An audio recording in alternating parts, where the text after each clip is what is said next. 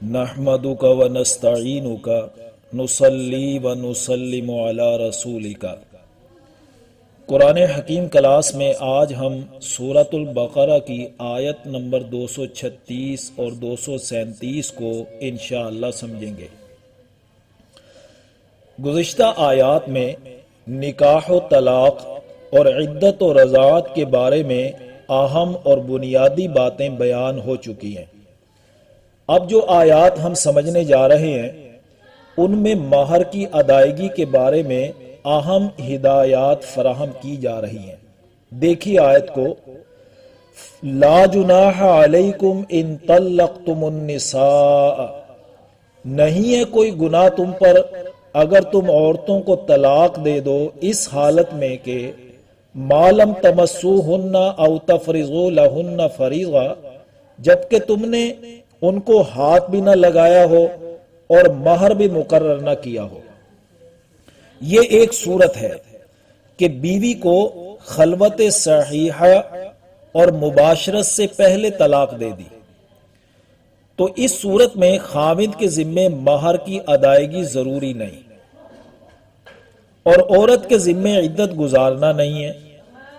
طلاق کے فوراً بعد اس عورت کا نکاح کیا جا سکتا ہے۔ یہ حکم سورۃ الاحزاب کی آیت نمبر 49 میں بھی ہے، طلقتموہن من قبل ان تمسوہن، اگر تم عورتوں کو چھونے سے پہلے طلاق دے دو تو فما لکم علیہن من عدہ، پھر تمہاری ان پر کوئی عدت واجب نہیں ہے۔ اب آئیے واپس سورۃ البقرہ کی آیت کی طرف، اگلے حصے کو دیکھیے۔ اس آیت کے اس آیت کے اگلے حصے میں بتایا جا رہا ہے کہ ٹھیک ہے خاوند کے ذمے مہر دینا واجب تو نہیں ہے اس صورت میں، لیکن عورت کو کچھ نہ کچھ تو نفع ضرور پہنچائے۔ دیکھیے وَمَتِّعُوهُنَّ، اور ان کو نفع پہنچاؤ، یعنی کچھ نہ کچھ سامان دے کر رخصت کرو۔ عَلَى الْمُوسِعِ قَدَرُهُ وَعَلَى الْمُقْتَرِ قَدَرُهُ، یہ عورت کو نفع پہنچانا صاحب وسعت پر اس کی حیثیت کے مطابق ہے اور تنگ دست پر اس کی حیثیت کے مطابق لازم ہے۔ متاعا بالمعروف، یہ نفع پہنچانا ہے عمدہ طریقے سے، یعنی باعزت طریقے سے سامان یا رقم دی جائے جس سے عورت اور اس کے خاندان والوں کی عزت نفس بھی مجروح نہ ہو۔ خیرات کے انداز میں نہ دی جائے بلکہ تحفے کے انداز میں عمدہ طریقے سے دی جائے۔ حقاً علی المحسنین، یہ لازم ہے اچھا سلوک کرنے والوں پر۔ چونکہ دین اسلام میں یہ حکم ہر کسی کے لیے ہے کہ حسن سلوک کرو، تو یہ ہر کسی کے لیے ضروری ہوا کہ وہ حسن سلوک کا مظاہرہ کرتے ہوئے عمدہ طریقے سے اپنی وسعت کے مطابق نفع ضرور پہنچائے۔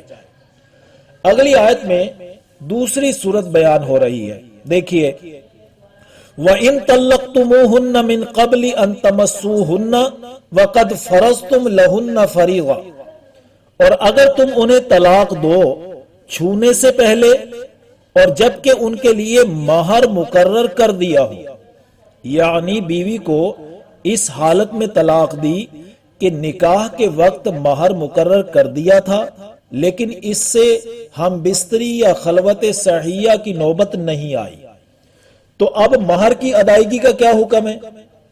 اس حکم کو دیکھیے آیت کے اگلے حصے میں، فَنِصْفُ مَا فَرَضْتُمْ، تو آدھا ہے جو تم نے مقرر کیا، یعنی جو وقت نکاح مہر مقرر کیا تھا اس کا آدھا ادا کرنا ہوگا۔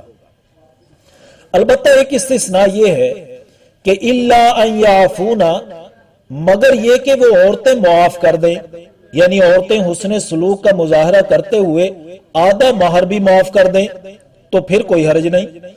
او یعفو الذی بیدہ عقدۃ النکاح، یا پھر معاف کر دیں جس کے ہاتھ میں نکاح کی گرہ ہے، یعنی خامند ہی معاف کر دے۔ یہاں یہ بھی معلوم ہو گیا کہ نکاح کی گرہ خامند کے ہاتھ میں ہے، اس گرہ کو قائم رکھنے اور کھولنے کا اختیار یعنی طلاق کا اختیار خامند کو دیا گیا ہے۔ البتہ یہ انداز اختیار کر کے اشارہ کر دیا کہ حسن سلوک کا مظاہرہ کرنا اور مہر معاف کر دینا یہ خاوند کے زیادہ لائق ہے، کیونکہ نکاح کی گرہ اس کے ہاتھ میں ہے اور نان نفقہ کی ذمہ داریاں بھی مرد ہی کے ذمے ہوتی ہیں۔ ہاں البتہ ایک سوال پیدا ہوتا ہے کہ خاوند مہر کیسے معاف کرے گا؟ یہ تو حق عورت کا ہوتا ہے۔ اس کا جواب یہ ہے کہ اگر بوقت نکاح خاوند نے سارا مہر ادا کر دیا تھا تو اب آدھا مہر واپس نہ لے بلکہ معاف کر دے۔ اور دوسری شکل یہ ہوگی کہ اگر مہر ادا ہی نہیں کیا تو اب آدھا مہر ادا کرنے کی بجائے اس صورت میں پورا مہر ادا کر دے۔ وَأَن تَعْفُوا أَقْرَبُ لِلتَّقْوَىٰ، اور یہ تمہارا یعنی خاوندوں کا معاف کرنا تقوی کے زیادہ قریب ہے۔ ظاہر ہے خاوند کو عورت پر درجہ فوقیت حاصل ہے نا، تو خاوند ہی کو بڑے پن کا مظاہرہ کرتے ہوئے پورا مہر ادا کرنا چاہیے۔ وَلَا تَنْسَوُا الْفَضْلَ بَيْنَكُمْ، اور نہ بھولو آپس میں احسان کرنے کو۔ ایسے مواقع پر لوگ واقعتاً احسان کرنا بھول جاتے ہیں۔ کسی کو معاف کرنا یا حسن سلوک کا مظاہرہ کرنا تو بڑی دور کی بات ہے، جو اللہ نے اصول و قوانین مقرر کیے ہیں ان کی بھی پاسداری نہیں کرتے۔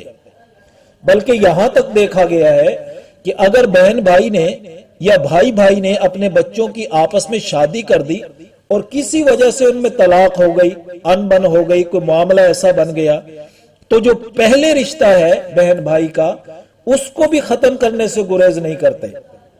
میں یہاں تلقین کرنا چاہتا ہوں کہ ایسا رویہ مت اختیار کیجئے خدارا، بلکہ خاندانی شرافت اور حسن سلوک کا مظاہرہ کرتے ہوئے ایک دوسرے کو گلے سے لگائیے۔ لیکن یہ بات بھی یاد رہے کہ آپس کی صلح بھی اس احتیاط پر کیجئے گا کہ اللہ کے قوانین نہ ٹوٹیں، کیونکہ جب صلح ہو جاتی ہے تب بھی اللہ کی نافرمانیاں ہوتی ہیں۔ بچیاں بے پردہ اور مخلوق انداز میں اپنے کزنز اور بہنوئیوں کے ساتھ جمع رہتی ہیں، کسی کے کان پر جوں بھی نہیں رینگتی۔ خدا را معاشرے کے تقدس کو قائم رکھیے اور ہر انداز میں اللہ اور اس کے رسول کے فرما بردار رہیے۔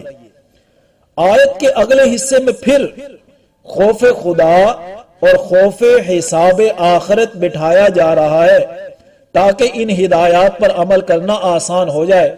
دیکھیے، ان اللہ بما تعملون بصیر، بے شک اللہ تعالی ان کاموں کو دیکھ رہا ہے جو تم کر رہے ہو۔